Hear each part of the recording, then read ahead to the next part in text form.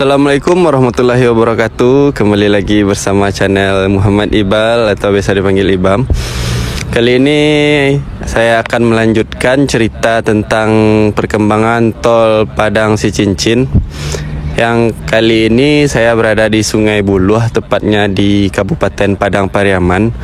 Apakah proyek di sini sudah dilanjutkan atau belum? Saya ingin menerbangkan drone untuk mengecek perkembangannya. Bisa dilihat saja di belakang itu ada pengerjaan tol yang belum beres atau jembatan layang. Nantinya itu akan dibikin jembatan layang tembus ke Sicincin.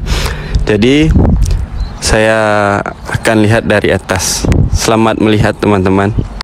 Seperti yang saya kabarkan di video tol part pertama, saya akan datang ke tol Padang Sicincin pada awal Agustus.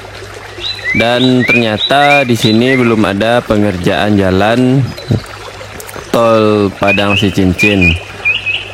Usut punya usut. Ternyata saya salah jadwal. Kabar baiknya, akhir Agustus ini seksi 1 tol Sumbar dilanjutkan. Sepanjang 15 km lahan tol Padang Pekanbaru di seksi 1 Padang Sicincin bakal dikerjakan akhir Agustus ini. Jadi saya akan datang akhir Agustus untuk melihat. Semoga tol seksi 1 Padang Sicincin segera dikerjakan akhir Agustus ini. Akhir Agustus ini pengerjaan lanjutan pembangunan sesi 1 akan dilanjutkan. Sebut tim percepatan pembebasan lahan jalan tol Pemprov Sumbar, Bapak Syafrizal Ucok kepada Padang Express.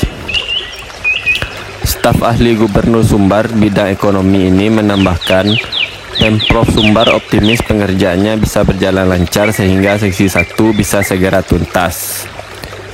Ia menyebut untuk 15 km yang akan dikerjakan semuanya sudah selesai penyerahan uang ganti kerugian kepada pemilik lahan. Arti kata, saat proses pengerjaan berjalan oleh pihak ketiga, Utama Karya, lahan yang masih belum bebas akan dikebut pembebasannya. Jadi sembari yang 15 km ini dikerjakan, bidang tanah yang tersisa pembebasannya akan diambil berjalan saja, ujarnya. Ia menambahkan, saat ini progres pembebasan lahan seksi 1 Padang Sicincin tersebut sudah cukup baik. Sebelumnya ada 571 bidang yang belum bebas. Kini angka tersebut sudah jauh berkurang, karena sudah banyak uang ganti rugi diberikan kepada warga penerima ganti rugi. Sementara untuk lahan yang masih bersengketa, diambil langkah konsinyasi, sehingga segala persoalan pembebasan bisa kita atasi. Bahkan ada 18 Agustus nanti akan ada uang ganti rugi lagi kepada pemilik lahan. Totalnya sebanyak 15 bidang. Uang ganti rugi itu sendiri akan diserahkan di kantor Bupati Padang Pariaman. Ia berharap pembebasan lahan-lahan yang tersisa tidak menemui kendala sehingga seksi 1 bisa dikerjakan dengan tuntas. Sebelumnya, Gubernur Sumbar, Maheldi, menyebut bahwa sesi 1 Padang Sicincin ditargetkan tuntas pengerjaannya pembangunannya pada 2024 nanti. Dengan begitu, pengerjaan jalur yang menghubungkan dua provinsi itu bisa dilanjutkan ke sesi berikutnya. Sementara untuk pembebasan lahan, Gubernur menargetkan bisa dituntaskan Agustus ini. Untuk itu, kerjasama semua pihak termasuk Pemkab Padang Pariaman sangat dibutuhkan. Bahkan Wakil Gubernur Sumbar, Bapak Audi Joinaldi, juga sudah menegaskan pembangunan tol Padang Pekanbaru terutama seksi 1 Padang Sicincin akan tetap lanjut. Hal itu juga sudah dibahas Pemprov Sumbar dan dirapatkan dengan seluruh pihak terkait.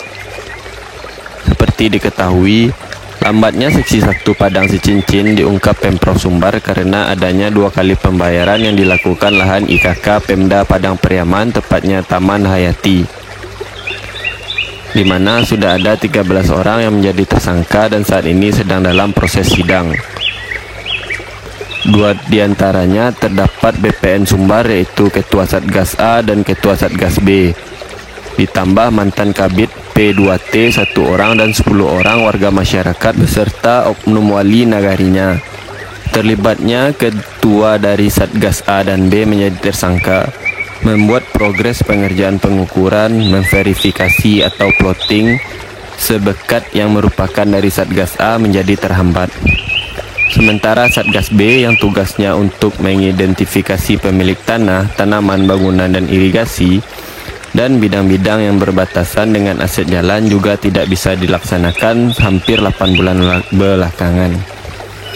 Untuk saat ini, Ketua Satgas A sudah diisi oleh Kanwil Agrari, Kanwil Agraria dan Tata Ruang ATR atau Badan Pertanahan Nasional BPN.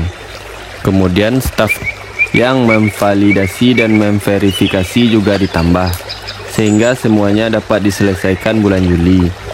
Kemudian faktor lainnya yakni terbatasnya pengguna BPN yang memverifikasi dan memvalidasi berkas-berkas yang masuk dari masyarakat, di mana hal ini juga membuat proses penyelesaian tol juga terjadi terlambat.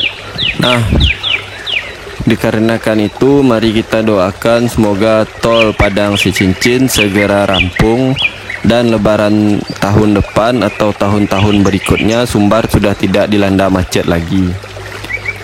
Dikarenakan tahun kemarin padatnya mobil atau kendaraan bermotor membuat masyarakat Sumbar mengeluh karena macetnya perjalanan. Semoga tol ini cepat rampung dan kita bisa menikmati fasilitasnya.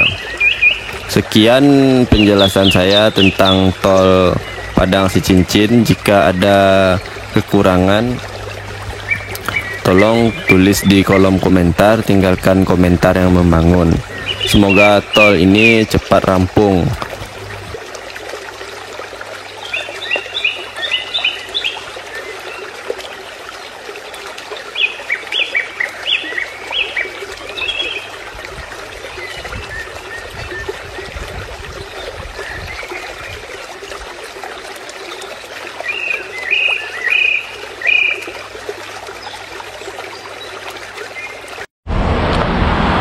Tepat di bawah lokasi tol Padang Sicincin sisi 1 ini, saya berada di bawah jembatan layang.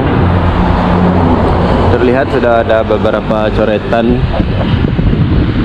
atau sudah mangkrak atau akan dilanjutkan nanti, saya tidak tahu. Jadi begini kondisi di bawah jembatan tol Padang Sicincin. Sekian video saya tentang tol Padang Sicincin. Mungkin kalau ada beberapa perkembangan akan saya update.